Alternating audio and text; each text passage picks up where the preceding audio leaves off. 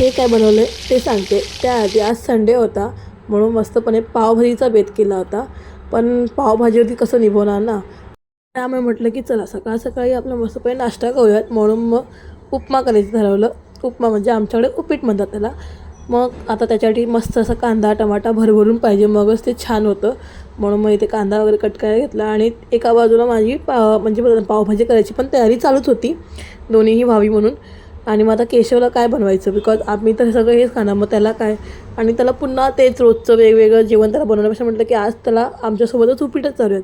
Because तिखट खातो तो थोडंसं, म्हणजे नखरे करत किंवा एखादं पाणी पीत पीत खात राहतो, पण खातो.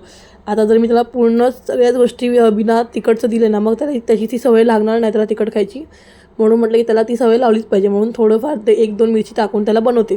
सो इथे माझा उपमा चालू होता आणि मग या बाजूला मी केशवसाठी म्हणून असे बारीक वडे टाईपमध्ये बनवले. बिकॉज आम्ही खाणार मस्तपणे तिखट तिखट छान छान, पण तो काय खाणार, म्हणून त्याच्यासाठी स्पेशली असं वेगळं बनवलं. त्याच्यामध्ये म्हणजे बटाटे, फ्लावर आणि जेही ह्या शिजवलेल्या भाज्या होत्या ज्या पावभाजीसाठी मी तयार करतो तेच केशवसाठी वापरलं आणि त्याला तव्यावरती शालो फ्राय करून दिलं. आणि मग इथे माझे पावभाजी करायची तयारी. आता 1-2 टायमाला मी सगळ्या भाज्या कट्स करून घेतल्या होत्या. फक्त आपलं बटाटा आणि ह्या 3-4 गोष्टी शिजवून घेतल्या, बाकी सगळ्या भाज्या कट करून ना हालत खराब झाली होती. नंतरला 2दा मी ना शिजवून बघितलं, भाजी छान होते, काही फरक वाटत नाही.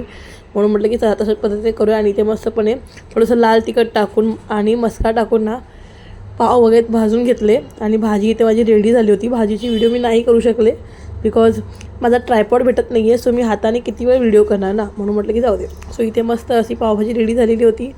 पावभाजी छान बनते माझ्या हाताची, म्हणून त्याची व्हिडिओ करावी म्हणून हे घेतलं. मस्का घेतला तर तो मस्का काय विरघळत नव्हता, शेवटी गरम भाजी आतून टाकली, त्याच्यानंतर ते व्यवस्थित झालं. आणि मग इथे छान असा आस्वाद घेतलेला आहे. सो चला भेटूयात, बाय.